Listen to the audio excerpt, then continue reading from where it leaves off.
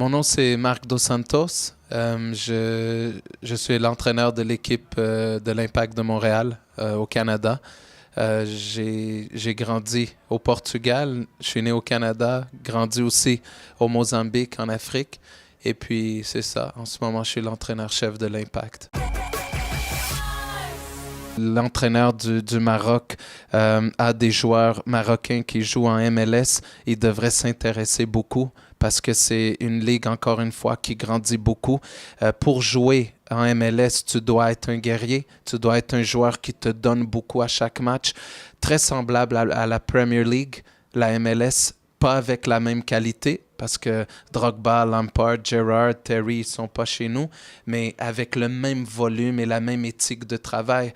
Un arbitre, il laisse jouer un peu plus. Il y a beaucoup de transitions dans notre jeu en MLS, pareil comme dans la Premier League. Et puis, un match contre, par exemple, l'Irlande du Nord. Je connais très bien l'Irlande du Nord. Je sais que c'est une équipe qui a beaucoup d'engagement, surtout à Windsor Park. C'est une équipe qui va se donner beaucoup, qui va travailler à fond, amical ou pas. C'est une équipe qui va donner 100%.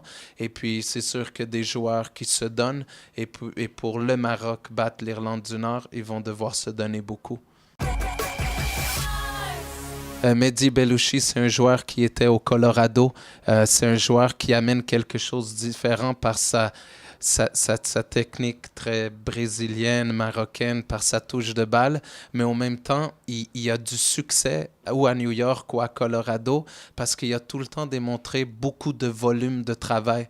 Donc, c'est ça que je dirais. Pour jouer en MLS, ça ne suffit pas, ou en Amérique du Nord, ça ne suffit pas à être bon techniquement. Si tu es bien techniquement, mais tu ne travailles pas, si ce n'est pas un joueur qui va te donner, aller au 50-50, bien là, tu ne vas pas avoir de succès. La technique ne suffit pas si tu ne veux pas travailler beaucoup. Et puis, je pense que Bellouchi, c'est ça qui l'a amené au Colorado ou à New York. Il a tout le temps donné beaucoup, beaucoup d'engagement. Il a tout le temps travaillé beaucoup. Et c'est pour ça qu'il y a un peu de succès en Amérique du Nord. Moi, la première fois, chaque fois qu'il me parlait des joueurs marocains, par exemple, au Canada, la perception que j'ai du joueur marocain, c'est un joueur qui est très, très bien techniquement. C'est un joueur qui aime essayer des choses. C'est un joueur qui aime réussir. Donc, c'est tout le temps quelqu'un qui va aller à la guerre dans le match parce qu'avec les Marocains avec qui j'ai travaillé, c'est des Marocains quand même qui ont tout le temps démontré une bonne éthique de travail. Donc, peut-être c'est une perception que j'ai. Je vais juste savoir plus tard si un jour je réussis à travailler avec beaucoup de joueurs marocains, mais c'est quand même des joueurs qui sont à l'aise techniquement. Maintenant, j'ai vu quand même une cadence ou un problème au niveau de leur placement, au niveau tactique, que souvent, c'est 11 joueurs qui rentrent sur le terrain et ils veulent jouer très à la brésilien, mais qui manquent des fois d'organisation dans la structure de jeu. Et je pense que je pense que le Maroc va encore grandir beaucoup. Oui, on a l'Impact. À l'Impact de Montréal, présentement, on a 3 Marocains. On a l'entraîneur de gardien de but. J'ai commencé par lui parce que j'ai travaillé avec lui dans le club école, donc l'équipe réserve de l'Impact. Ici, on l'appelle Espoir. J'ai travaillé dans les Espoirs avec Youssef Daha, entraîneur de gardien de but. Qu'est-ce que je peux dire de Youssef? C'est quelqu'un de très, très fidèle dans son travail. C'est un entraîneur avec qui je peux compter à 100% dans mon staff. Et n'importe quel entraîneur-chef doit avoir des hommes de confiance près de lui. Et Youssef Daha, c'est un homme de confiance pour moi. Quelqu'un que je sais qui fait son travail avec beaucoup, beaucoup de passion et intégrité. Et puis quelqu'un d'important pour le club.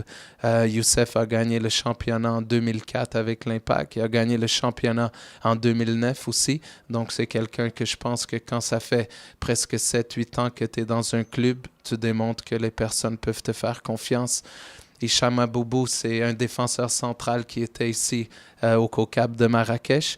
Et puis, c'est un joueur qui est de très, très... beaucoup de passion. On peut tout le temps compter avec lui. C'est un guerrier, quoi. C'est un défenseur central qui peut jouer même en tant qu'arrière droit. Un joueur qui démontre tout le temps beaucoup de travail dans tout ce qu'il fait. Ses caractéristiques, je dirais que c'est un joueur rapide, un joueur qui est très bien dans les airs, très bien dans le duel, Montréal et un joueur que je pense qu'il peut être encore important pour le club. Reda Agoram, c'est un joueur jeune, un attaquant qui a grandi à Montréal, un attaquant qui est encore en train d'apprendre au niveau professionnel. Mais c'est un attaquant qui a tout le temps démontré qu'il a le flair pour le but. Il frappe bien avec les deux pieds, il est fort, il est rapide et il a tout le temps marqué des buts spéciaux depuis qu'il est avec nous. Ça fait 2 ans qu'il est au club. En espoir, il a été le meilleur marqueur, le meilleur buteur en espoir. Et quand il est arrivé avec l'équipe première, il a marqué des buts importants dans des matchs amicaux. Il a marqué contre le Celta de Vigo en Espagne quand on a perdu 2-1. Il a marqué dans un match qu'on a fait amical contre la Fiorentina. Il a marqué le premier but de l'équipe et on a égalé 1-1. Il a quand même marqué 2 buts dans le championnat. Donc, c'est un joueur encore jeune qui est encore dans son temps d'apprentissage, mais qu'on voit un grand futur pour lui.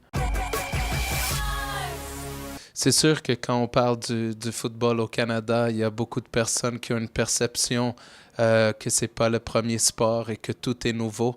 Mais le Canada, je pense qu'il est dans la même situation qui étaient les États-Unis quand ils ont commencé dans les années 90 avec la MLS, avec leur première Coupe du Monde en 94. Et puis, je pense que le Canada, présentement, est à ce niveau-là. Mais c'est une perception qui est donnée parce que le niveau en Amérique du Nord grandit beaucoup. Les États-Unis deviennent de mieux en mieux. Le Canada suit avec ça. Et je pense que le futur du foot au Canada est très positif. L'Impact de Montréal, c'est un club qui a commencé, grandi à partir de l'année 93. Et à partir de là, ils ont parti du rien. Ils ont commencé dans le championnat appelé la APSL, American Professional Soccer League. Et après, à partir de là, ils ont grandi beaucoup. Ils ont un président, M. Joey Saputo, qui est très, très ambitieux. L'Impact va être dans la Major League Soccer en 2012. Donc, c'est quand même un club qui a démontré beaucoup de valeur dans les dernières années. C'est un club qui a grandi beaucoup et je pense qu'il va encore donner beaucoup en Amérique du Nord. C'est des grands moments pour l'Impact de Montréal. C'est des grands moments pour le club parce que notre entrée en 2012, elle est très attendue dans la Major League Soccer par tout le monde, par la ville et par la Ligue aussi. La Major League Soccer, c'est une ligue qui est nord-américaine. Donc, on est habitué dans les pays en Europe ou même en Afrique que les championnats soient seulement par pays. Donc, le Maroc va disputer le championnat marocain, le Portugal, le championnat portugais, et ainsi de suite. Mais il y a tout le temps eu une très bonne relation entre les États-Unis et le Canada au niveau des sports. Sur hockey sur glace, Canada et États-Unis sont ensemble. Dans le baseball, dans le basketball, beaucoup de sports, c'est comme ça. Donc, la Major League Soccer, c'est pareil. Il y a le Canada, les États-Unis, et puis c'est composé comme ça. En 2012, il va y avoir 3 équipes canadiennes dans la Major League Soccer. L'Impact de Montréal, le Toronto FC et le Vancouver FC. Et puis, en ce moment, l'Impact de Montréal est dans une ligue appelée la NASL, North American Soccer League. Et puis, il n'y a pas un système de promotion-relégation. C'est t'achètes ta franchise, t'achètes ton entrée qui coûte envers 40 millions de dollars. Et puis l'Impact finalement a eu son droit, a acheté son entrée.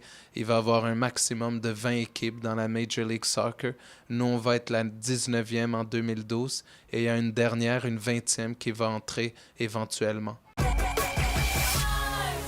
Comme j'ai dit un peu au début, construite pour faire évoluer le football en Amérique du Nord.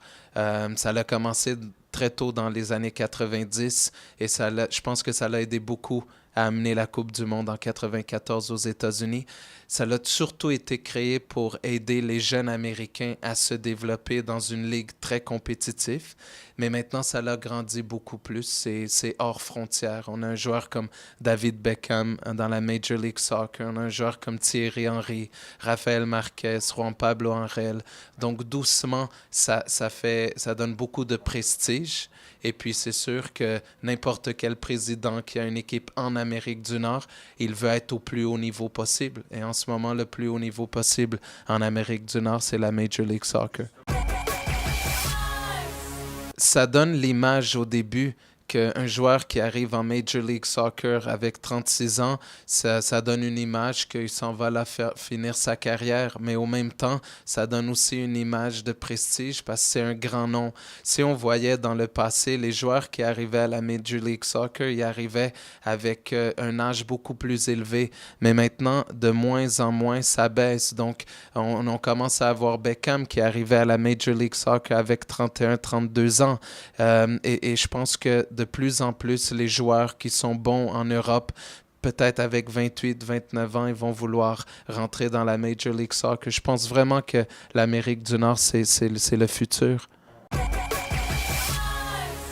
Je pense que c'est quand même très bien structuré. Je connais pas quand j'ai visité jusqu'à maintenant le Raja, le WAC, et puis je peux pas parler de la structure technique.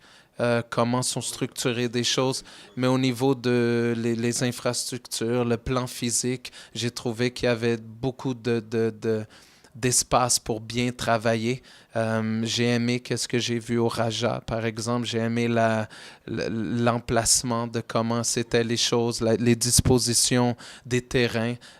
C'est une place que j'ai trouvé qui avait beaucoup de potentiel pour organiser un très, très bon travail.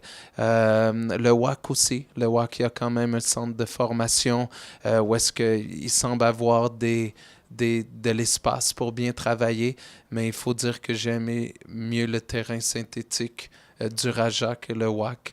Mais ça, c'est mon impression personnelle que j'ai vue. Pour tout ce que j'ai vu jusqu'à maintenant du Maroc, la ville, le Raja et tout, c'est sûr que moi, si j'avais une opportunité, peut-être un jour, j'aurais très, très bien considéré venir entraîner au Maroc, 100%. Parce que pour moi, c'est très important la culture. Pour moi, c'est très important être dans un pays qui est 100% foot. Et c'est sûr que le Raja de Casablanca, c'est un grand club. C'est un club qui a beaucoup de supporters et c'est un club qui est très passionné, quoi. Le problème actuellement avec le Portugal, si on veut comparer le Portugal à l'Espagne, par exemple, c'est strictement, dans mon opinion, à voir avec la formation. En ce moment, dans la formation des joueurs portugais, on donne beaucoup de la priorité des fois à des étrangers. Je regarde les 3 grands clubs portugais, les moins de 19 ans, les attaquants qui jouent dans les équipes espoirs sont tous des Africains. Donc, le prochain attaquant portugais peut pas être un gars du Nigeria, par exemple, ou de la Côte d'Ivoire, ou du Mozambique. Donc oui, il peut être naturalisé, mais qu'est-ce que je vois, c'est qu'en Espagne, il donne beaucoup, beaucoup de travail et il s'implique beaucoup dans la formation. Et après, on regarde, par exemple, l'équipe nationale de l'Espagne, où est-ce que beaucoup des joueurs sont formés au FC Barcelone ou au Real Madrid. Et au Portugal, en ce moment, il y a un petit problème au niveau de la formation et je pense que ça, c'est très, très important de le corriger. Bonjour, je suis Marc Dos Santos, l'entraîneur-chef de l'Impact de Montréal. Et moi, au Canada et au Portugal, on écoute Radio Mars.